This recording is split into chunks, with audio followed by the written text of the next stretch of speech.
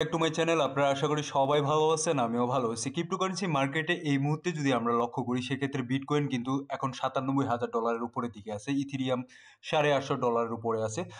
Maximum অলস coin কিছুটা pump করছে, 2%, 4%, 5%, 7% পর্যন্ত পাম্প করছে। সো এখন আলোচনা করব এখান থেকে মার্কেট কি বুলিশ, এবং অল যে কয়েনগুলো আছে সেই অলস কয়েনগুলো কিভাবে এবং কতদিনের মধ্যে পাম্প করবে সেই বিষয়গুলো খুঁটিনাটি আলোচনা করব। সো প্রথমত আসি বিটকয়েনে।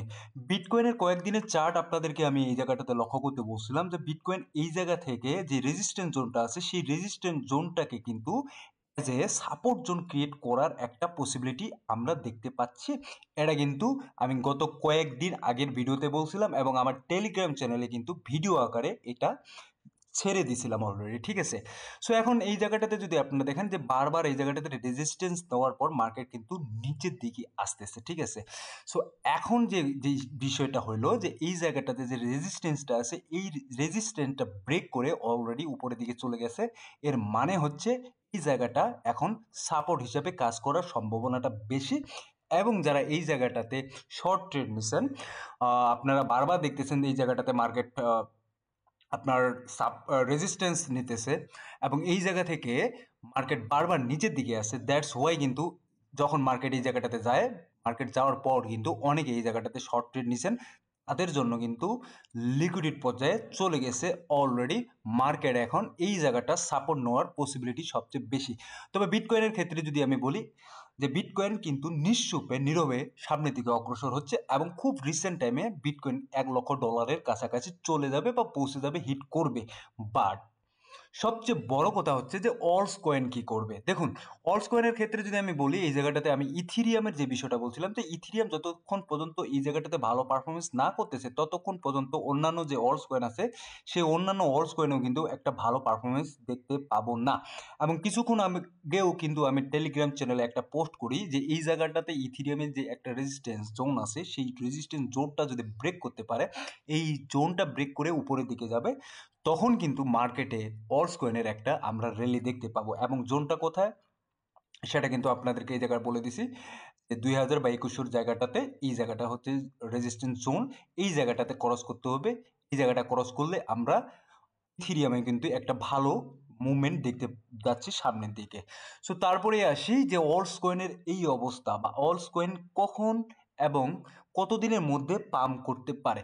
দেখুন, আপনারা যদি লক্ষ্য করেন বিটকয়েনের ডমিনেন্স যে আছে, গতকালকে কিন্তু বিটকয়েনের ডমিনেন্স এই জায়গাটাতে কিন্তু খুব একটা হাই ক্রিয়েট করে, যেটা অলস কয়েনের জন্য আসলে খুবই আসনী সংকেত।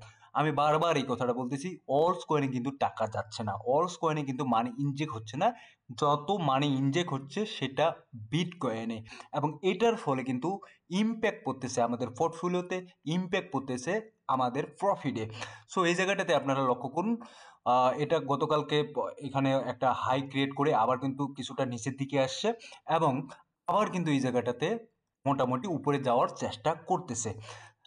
সো এখন যদি আমাদেরকে অলস কয়েনের র্যালি দেখতে হয় সেক্ষেত্রে যদি আমি বলি বিটকয়েনের যে ডমিনেন্স আছে সেই ডমিনেন্স কিন্তু এই জায়গাটাতে মোটামুটি আমি বলতে পারি যে 60 বা 59 বা 55-58 কাছাকাছি আসতে হবে বিটকয়েনের ডমিনেন্স।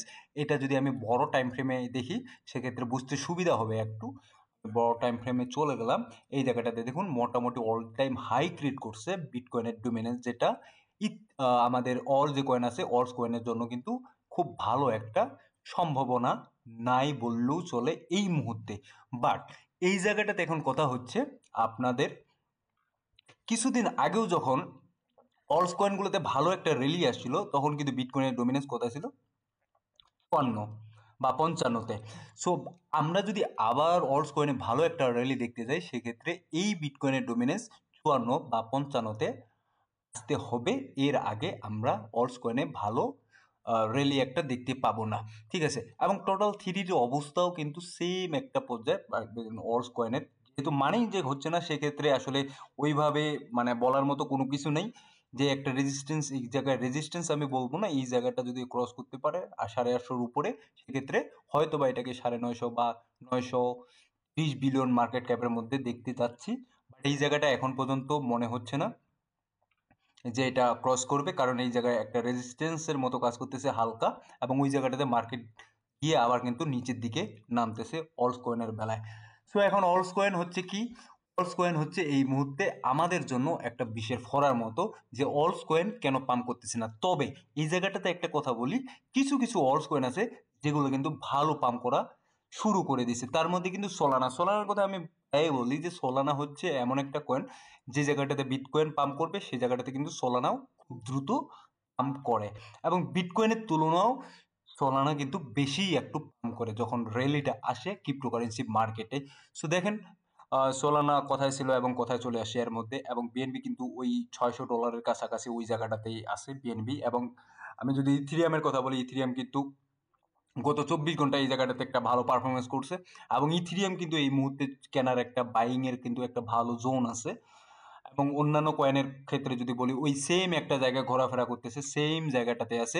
যদিও গত 24 ঘন্টায় এখানে 10%, 15%, 7%, 8% করে পাম্প করছে, তারপরও বিটকয়েন যখন মার্কেটের নিচের দিকে আসে, সেম অল যে কয়েনগুলো আছে সেগুলো কিন্তু নিচের দিকে পড়ে যায়। সো সামনের দিকে একটা বিস্তারিত ভিডিও নিয়ে আসব, যে আমাদের এই ক্রিপ্টোকারেন্সি মার্কেটে ইনকামের যে স্ট্র্যাটেজি আছে সেই স্ট্র্যাটেজিটা কিন্তু আমাদেরকে পরিবর্তন করতে হবে। এটা নিয়ে বিস্তারিত ভিডিও নিয়ে আসব সামনের দিকে। সো ধন্যবাদ, সবাই ভালো থাকবেন, সুস্থ থাকবেন। মার্কেটের যে এই অবস্থা, আমাদের আশার আলো একটা হয়ে আছে যে সামনের দিকে ভালো কিছু একটা হবে। বাট ফেয়ার এবং গ্রিডের ইন্ডেক্স যদি দেখি, সেটা অলরেডি এখানে 51% চলে গেছে, যেটা কিন্তু অলস কয়েন এখন পর্যন্ত যে জায়গাটাতে পাম্পই শুরু করে না সেই জায়গায় অলরেডি ফেয়ার এবং গ্রিডের ইন্ডেক্স অনেক উপরের দিকে আছে। সো আমরা আশা করি যে আমাদের যে ভালো বা ফান্ডামেন্টাল কয়েনে ইনভেস্ট করছি সেই কয়েনগুলো খুব দ্রুতই এই জায়গায় পাম্প করবে। সো ধন্যবাদ সবাইকে, ভালো থাকবেন।